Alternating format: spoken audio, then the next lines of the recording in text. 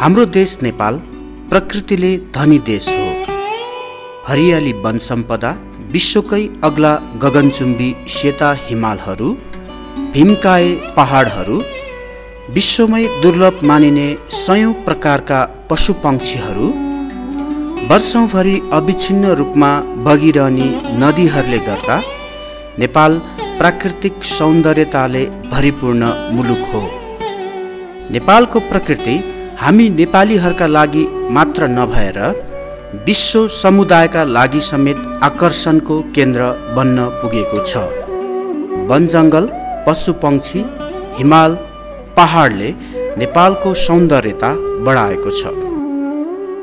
जैविक विविधताको धनी देश नेपालमा रमाएर बसिरहेका विभिन्न जनावर तथा पशुपक्षीले कसको पो मन नलोभ्याउला र।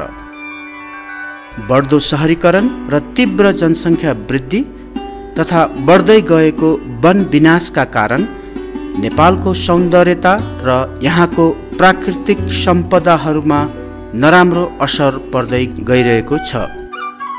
वातावरण संरक्षण अहिले विश्वकै एउटा प्रमुख चुनौतीको रूपमा देखा परेको छ।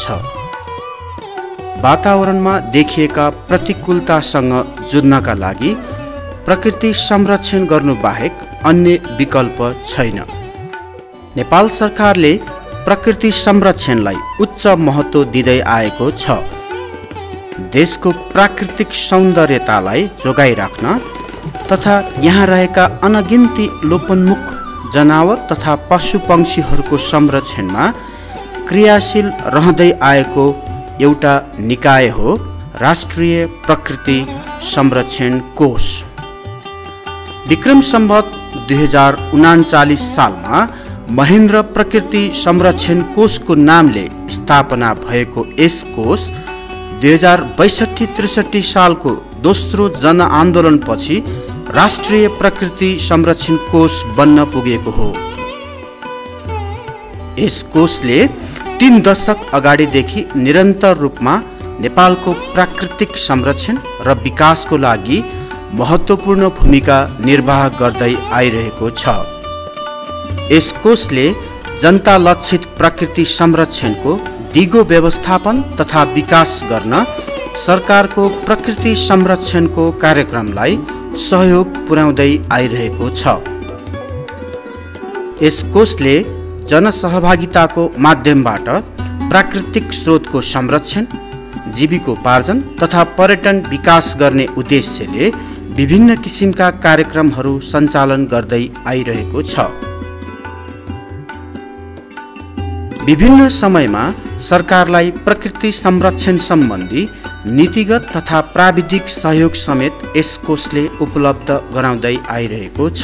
यसको स्थापना 2039 सालमा एउटा चाहिँ ऐन, त्यतिखेरको महेन्द्र प्रकृति संरक्षण कोषको रूपमा स्थापना भयो र यसले चाहिँ समग्रमा नेपालको प्रकृति संरक्षण गर्ने जिम्मेवारी पायो। यसरी 2039 सालदेखि हालसम्म खालि एकपटक यो राष्ट्रिय प्रकृति संरक्षण कोषको रूपमा रूपान्तरण भएको छ, नाम परिवर्तन भएको छ र यसका केही कामहरू परिवर्तन भएका छन्, ऐनमा संशोधन भएको छ। तर त्यो बेलादेखि अहिलेसम्म निरन्तर नेपालको प्रकृति संरक्षण गर्ने काममा वन र वन्यजन्तुको क्षेत्रमा लागि परेर काम गरिरहेको छ। यस प्रकृति संरक्षण कोषले प्रकृति संरक्षणको क्षेत्रमा गरेका कार्यहरू सफल रूपमा सम्पन्न हुँदै आएका छन्। प्रकृति संरक्षण गर्ने क्रममा स्थानीय जनताको आवश्यकता र प्राकृतिक स्रोतको उपलब्धतालाई ध्यान दिँदै स्थानीय प्राकृतिक वातावरण सन्तुलन कायम गर्दै आइरहेको छ राष्ट्रिय प्रकृति संरक्षण कोषले। सरकारसँग समन्वय कायम गर्दै दात्री निकायहरूबाट सहयोग प्राप्त गरेर प्रकृति संरक्षणको क्षेत्रमा यस कोषले अत्यन्तै प्रभावकारी र उल्लेखनीय कामहरू गर्दै आइरहेको छ। मूलतः यसको प्रकृतिको संरक्षण नै हो।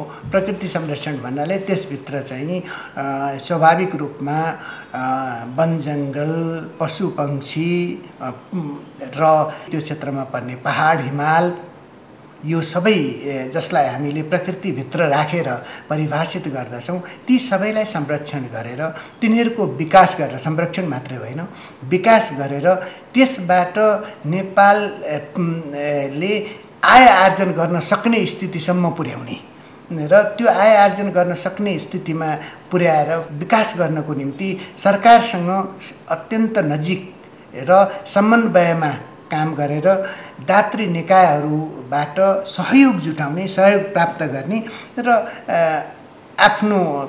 आफ्नो मुलुकको प्रकृतिलाई संरक्षण गर्ने काममा यो लागिआएको छ। यस कोषले सरकारले तोकेको भौगोलिक क्षेत्रमा संरक्षण सम्बन्धी कार्यक्रमहरू सञ्चालन गर्दै आइरहेको छ।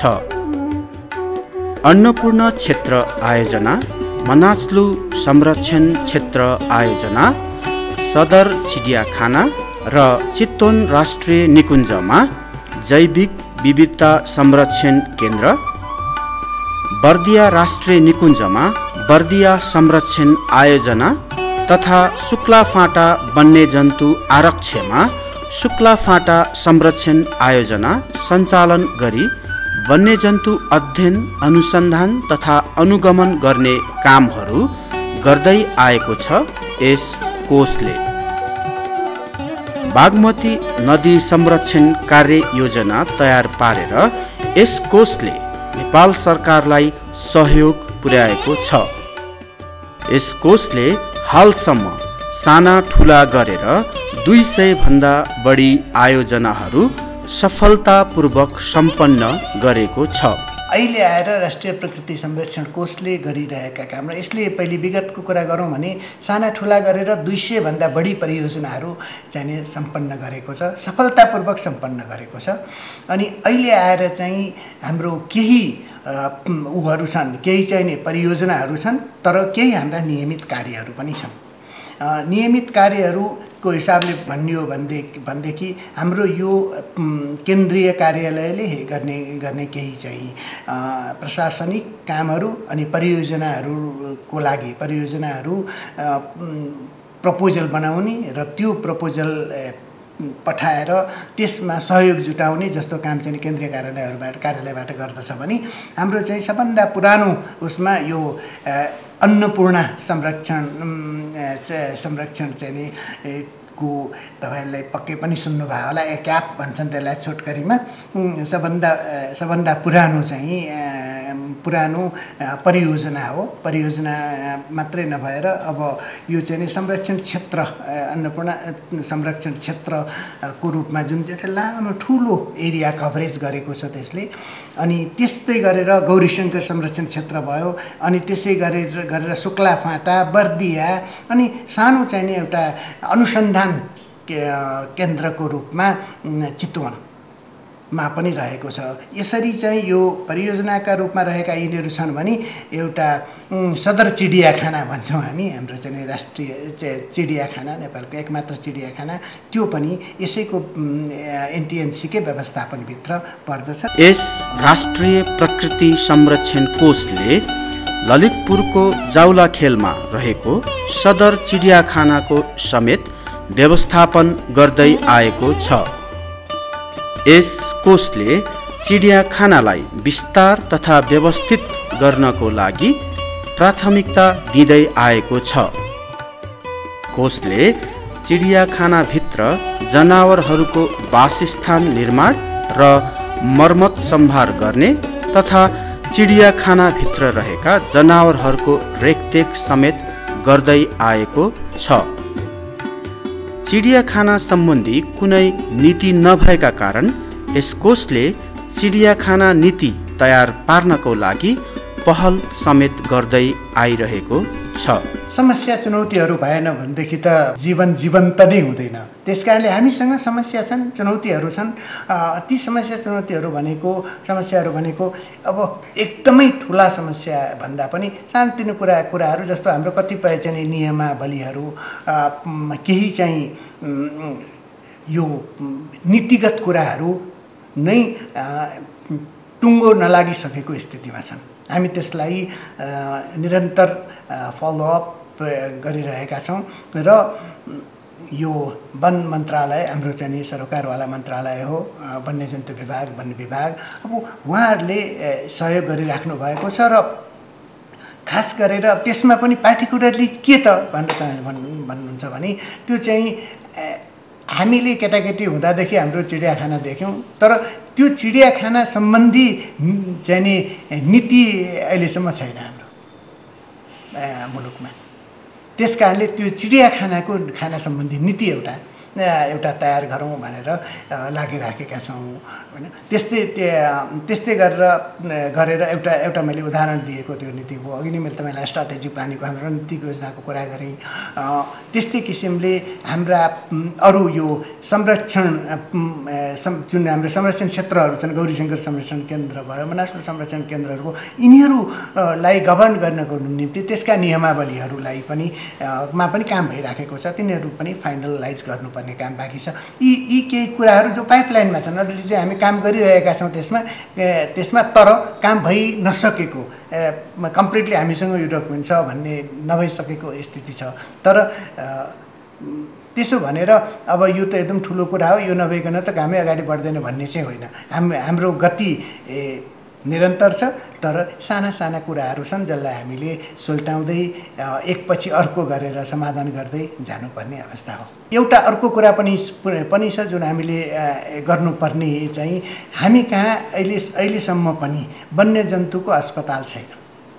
मान्छेको छ होइन, हाम्रा पाल्तु जनावरहरूको छ, वन्यजन्तुको छैन। हामी एउटा त्यो कुरामा पनि लागिराखेका छौँ चितवनमा, जहाँ हाम्रो चाहिँ त्यो संरक्षण क्षेत्र र एउटा चाहिँ रिसर्च सेन्टरको चाहिँ अनुसन्धान केन्द्र छ। त्यहाँ चाहिँ त्यसैको प्रेमिसेसमा, त्यसैको आसपासमा अब सरकारले उपयुक्त ठहराएको ठाउँ पनि लोकेट गरिसकेको छ। त्यहाँ एउटा चाहिँ वन्यजन्तुको अस्पताल बनाउनु पर्यो भन्नेमा लागेका छौँ। बाघ संरक्षणमा हामीले असाध्यै ठुलो चाहिँ सफलता हासिल गरेका छौँ। हाम्रो यो केही ठाउँहरू जसलाई हामीले समुदायमा हस्तान्तरण गरेका छौँ, केही सामुदायिक वनहरू, त्यहाँबाट गरेको आम्दानीले त्यो समुदायको र त्यो क्षेत्रको राम्रो विकास भएको हामीले पाएका छौँ। चितवनमा एउटा कुमरोज गाविस भन्ने छ, त्यो चाहिँ नि हालसालै त्यो गाविसलाई एउटा यो गोबर ग्यासको चाहिँ नमुना गाविस भनेर भन्यौँ हामीले, बायोग्यासको नमुना गाविस भन्यौँ। किनभने त्यहाँ झन्डै 80% जति घरधुरीमा चाहिँ बायोग्यास छ, गोबर ग्यास छ। त्यसले गर्दाखेरि वन जङ्गलमाथिको प्रेसर, चाप कति कम भयो होला हामी सहजै अनुमान गर्न सक्छौँ। यस्ता खालका कुराहरूलाई, मतलब समुदायलाई वन जङ्गलमा निर्भर हुनु नपर्ने, समुदायले वन्यजन्तुहरूलाई माया गर्ने र मानव र वन्यजन्तु बीचको चाहिँ जुन सम्बन्ध छ, अन्योन्याश्रित सम्बन्ध छ, त्यो सम्बन्धको बारेमा जनतालाई सुसूचित गर्ने जस्ता कामहरूमा पनि हामी निरन्तर लागिरहेका छौँ। बढ्दो वन विनाश तथा वायुमण्डलमा आएको परिवर्तनले प्राकृतिक विपत्तिहरूको खतरा बढेको छ। मानव सुरक्षाका दृष्टिकोणले महत्त्वपूर्ण मानिने सिमसार क्षेत्रको अस्तित्व पनि सङ्कटमा परेको छ। जनसङ्ख्याको बढ्दो चाप, वन फडानी, वातावरणमा आएको अत्याधिक चापलाई न्यून गरी प्रकृति र जैविक विविधताको संरक्षण गर्नु एक चुनौतीको विषय हो। प्रकृतिको संरक्षण गरे मात्र मानव अस्तित्वको कल्पना गर्न सकिन्छ। प्रकृतिको धनी देश नेपालमा यहाँ रहेको प्राकृतिक सौन्दर्यताको प्रयोग हुन सके मात्र देशको विकास सम्भव छ। प्रकृति संरक्षणमा सबैजना एक ढिक्का भएर लाग्नुपर्ने अवस्था आइसकेको छ। प्रकृतिको संरक्षण र समुचित व्यवस्थापनका लागि राष्ट्रिय नीति तथा योजनाहरूमा यसको महत्त्व स्थापित गर्नु पनि अहिलेको टड्कारो आवश्यकता हो। त्यसैले प्रकृतिको संरक्षण र विकासमा निरन्तर लागिरहेको प्रकृति संरक्षण कोष आफ्ना कामहरूमा सफलता हासिल गर्दै अगाडि बढोस्।